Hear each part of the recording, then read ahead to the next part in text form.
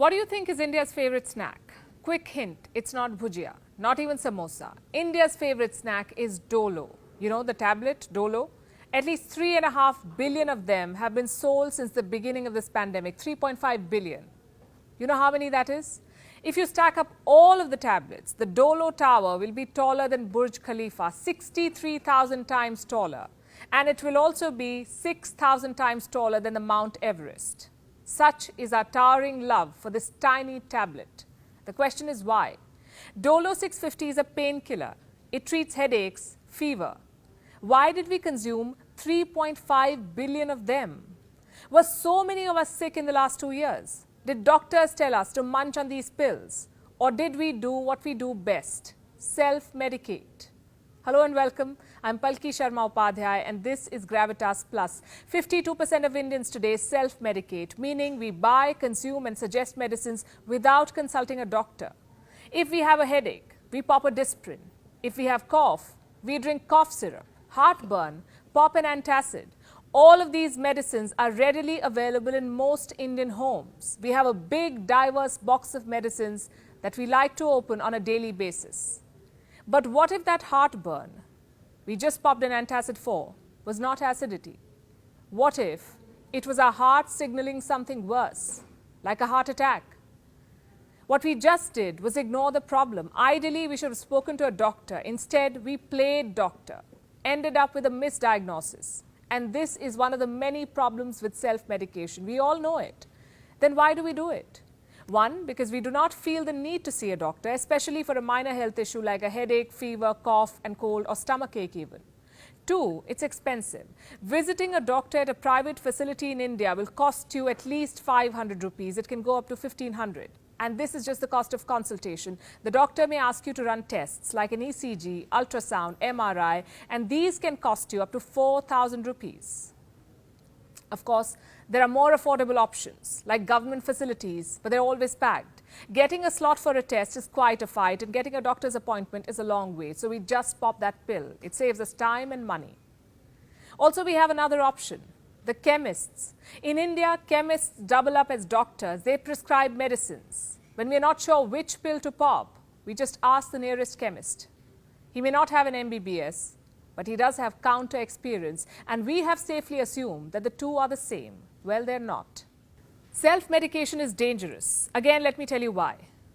These are the most common types of medicines we keep at home: antacids, painkillers, antibiotics, cough syrup and sleeping pills. In India, most of these are available over the counter. We consume them without prescription and often lose track of the dosage. What happens then? The antacid that you thought was safe can lead to malabsorption. Here's a study for your reference. Popping too many of these pills will affect your small intestine. It will not be able to absorb enough nutrients. So your body will become weak and you may end up with bone fractures. How many antacids are too many? Only your doctor can answer that question. This study says 1.5 pills a day. It says women and young people are more at risk of malabsorption. Then we come to painkillers. Most of us carry them in our office bags. A little headache and we pop these pills. We also generously offer them to our colleagues. You have a headache? Take this.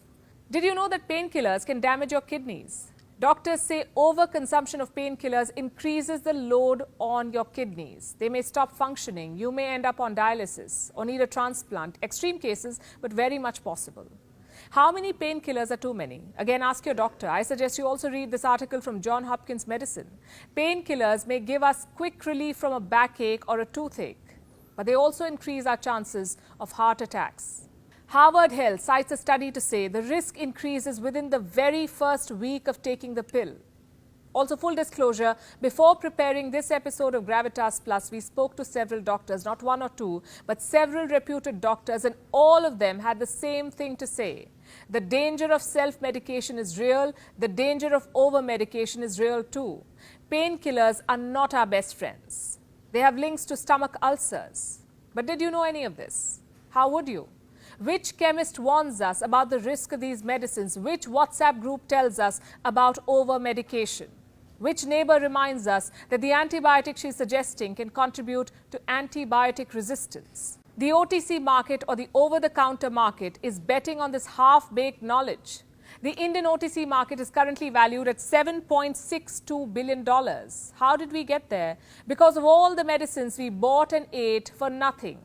Take antibiotics, for example. These medicines kill bacteria in our body without harming us. When Alexander Fleming discovered the first antibiotic, penicillin, in 1924, it was considered a medical miracle. It meant people would no longer die because of bacterial infection caused by a simple cut. 97 years later, the abuse of antibiotics has put us at risk all over again. India is the largest consumer of antibiotics in the world. In 2020, at least 16,290 million doses were sold in India. We have overused these medicines to an extent that the bacteria in our bodies have become resistant to them. In India, the resistance rate of E. coli to new powerful drugs is 82%, and this is as of 2001. So in case you have a urinary tract infection and the doctor gives you an antibiotic, there's a good chance the pill will not work on you. That's what we call antibiotic resistance, and it is very scary. When a person becomes resistant, medicines stop working on her. It becomes impossible for a doctor to treat her. Antibiotic resistance or drug resistance has become one of the leading causes of deaths globally. It killed over 1.2 million people in 2019. That's 3,500 deaths per day. Another reason why we should not self-medicate. We don't know how the medicine can interact with our food. It may react with our existing medicines like diabetes medicines or thyroid medicines. What we don't realize is that every medicine has a side effect. You must have heard of molnupiravir. It's an antiviral used to treat the Wuhan virus. India gave this pill a restricted and emergency use approval last year. Soon people rushed to get their hands on the pill.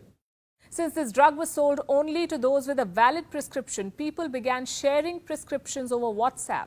But no one realized that this pill has risk of birth defects. It is not recommended for women of reproductive age, or for that matter, even men.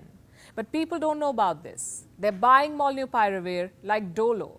Today, most of us take medicines for no apparent reason. A couple of sneezes and we start popping pills that are being prescribed to COVID patients. One person in the family tests positive and the remaining members start taking so-called precautionary medication. God forbid we test positive, then all of us take it. Hydroxychloroquine, molnupiravir, even remdesivir. It does not work that way, you see. Doctors are sharing horror stories about COVID self-medication. Let me read some of them for you. He took a family member's prescription, which was written by a pulmonologist, and started on those drugs straight away instead of consulting the doctor first. By the time he came to me, his oxygen was 72 and I had to refer him elsewhere. I later learned he died. Here's another one. A few days ago, I came across a patient who had taken every antibiotic he knew for fever and sore throat and came to me after 5 days saying he was not feeling any better. Since he had taken everything, I told him I'm prescribing him paracetamol, which is the only medicine he has not taken. How did we get here? Because of the ready availability of drugs, India, like most countries, lists medicines under different schedules. One category is prescription drugs. Another is for drugs that must be sold with a cautionary label. But unlike most countries, India does not have a category for over-the-counter drugs. In fact, the phrase OTC has no legal recognition in India. What's worse, a lot of prescription drugs are sold without a prescription. So what we need urgently are strict and implementable rules. This is the first step towards stopping self-medication. Here's what else we can do. Make verified medical professionals more accessible. Online consultation platforms have helped tremendously, as have virtual meetings, but more needs to be done, especially keeping in mind the rural population. We must also address the affordability of healthcare. This will encourage more people to seek medical help. And finally, we must educate ourselves. Be responsible, trust the experts, stop forwarding WhatsApp remedies, stop sharing your prescription with others, because all of this will not help your friends and family. It will only harm them.